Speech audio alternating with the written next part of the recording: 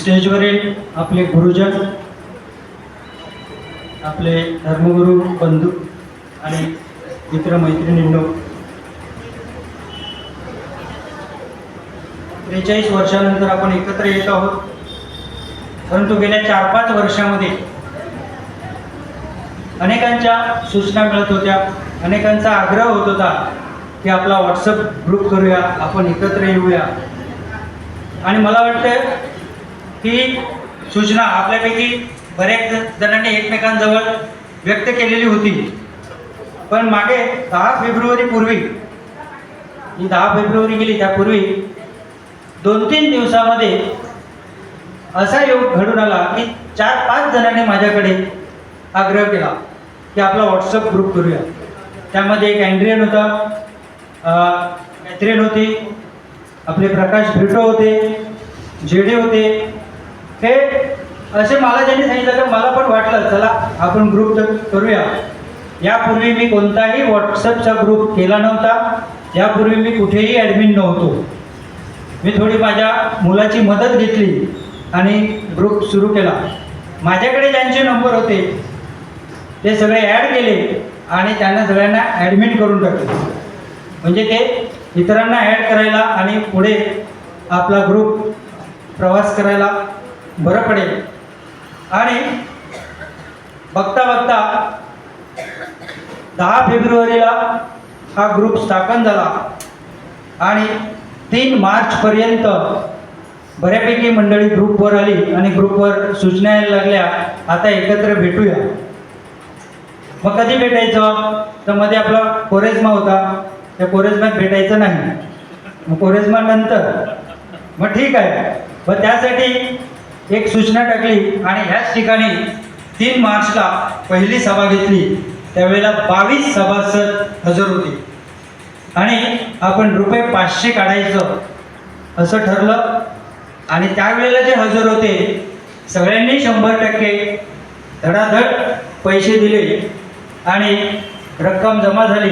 दुसऱ्या दिवशी आम्ही बँकेत गेलो, अकाउंट खोललं आणि आतापर्यंत जवळजवळ 130 ते 132 लोक ग्रुपवर आहेत आणि पैकी जवळजवळ 100च्या आसपास, आता आज किती जणांचे जमा झाले मला माहीत नाही, परंतु माझ्याकडे 90 लोकांचे पैसे जमा झालेले आहेत. 25 वर्षापूर्वी 11 मे 2008 या दिवशी आपण 25व्या वर्षानिमित्त भेटलो होतो. त्यावेळेला देखील 100 रुपये काढले होते. त्या कार्यक्रमाचा खर्च केला आपण. नंतर काही आपण एकत्र आलो नाही. उरलेले पैसे आपल्याकडे होते, करायचं काय हा प्रश्न होता. मला वाटते त्यावेळेला छाया, रोजारिओ, मी आणि सुदेश आम्ही तो व्यवहार सांभाळत होतो. शेवटी आपल्याकडे प्रकाश आमटेचा कार्यक्रम झाला होता. त्यावेळेला आपली जी उर्वरित रक्कम होती ती आता मला नेमकी आठवत नाही, परंतु राहिलेली सगळी रक्कम ही एका चांगल्या कार्यासाठी प्रकाश आमटे यांच्याकडे पोहोचलेली आहे.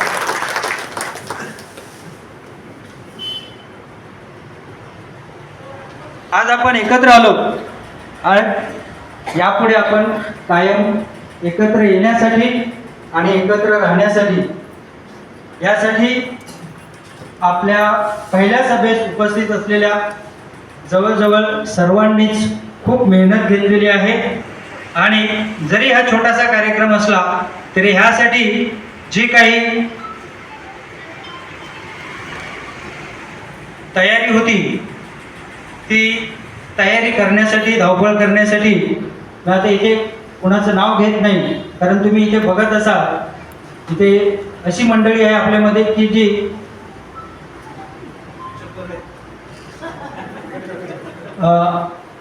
ही मंडळी जी तुम्ही बघत आहात, जी धावपळ करत आहे, ही सगळी मंडळी त्यामध्ये आहे. कुणाचं नाव घ्यायचं राहून गेलं तर ते मला वाईट वाटेल, म्हणून मी कुणाचंही नाव घेत नाही. आपण यापुढे कायम एकत्र येत राहू, परंतु या एकत्र येण्यामागे फक्त मौज मजा नसावी तर काहीतरी योजना असावी. आम्ही देखील विचार करत आहोत, तुमच्याकडे देखील विचार असतील, काही कल्पना असतील, काही योजना असतील, काही उपक्रम असतील, तर ते आपल्याला करता येतील का, त्या निमित्ताने आपल्याला वारंवार भेटता येईल का, यावर देखील आपण विचार करूया. आणि नंतर हा आपला व्हॉट्सअपचा ग्रुप आहे, त्यामध्ये आपण सर्वांपर्यंत पोहोचलो नाही. कारण काल मला विल्सनने फोन केलेला, मला सांगतो तुम्हाला विसरलास का. अरे म्हटलं घासातले प्रतिनिधी होते, आपण त्यासाठी प्रतिनिधी घेतले होते, त्यांनी त्या एरियामध्ये ते बघायचं होतं, नजर चुकीने राहून गेलं असेल. आता सुद्धा अधूनमधून आपल्याला असे कोणी भेटतील तर त्यांना सांगा, जे आज ग्रुपमध्ये नाही, त्यांना सांगा की असं असं कार्यक्रम झालेला आहे, तुमच्यापर्यंत पोहोचलो नाही, पण तुम्ही या. त्यांना इच्छा असेल तर येतील. आता आपल्या ग्रुपवर जवळजवळ 130 लोक आहेत, परंतु यामध्ये ॲक्टिव्ह जवळजवळ 100च्या आसपासच आहे. वरचे 30 हे ॲक्टिव्ह नाही. कदाचित त्यांच्या अडचणी असतील, ते परदेशी असतील, किंवा त्यांना वेळ मिळत नसेल, तर त्यासाठी आपण काही करू शकत नाही. परंतु सर्वांपर्यंत पोहोचणं ही आपल्या सर्वांची जबाबदारी आहे. आमच्यापर्यंत कोणी पोहोचलं नाही असं कोणाला वाटू नये. आपण ह्या प्रेमाच्या धाग्यात कायम एकत्र राहूया. धन्यवाद.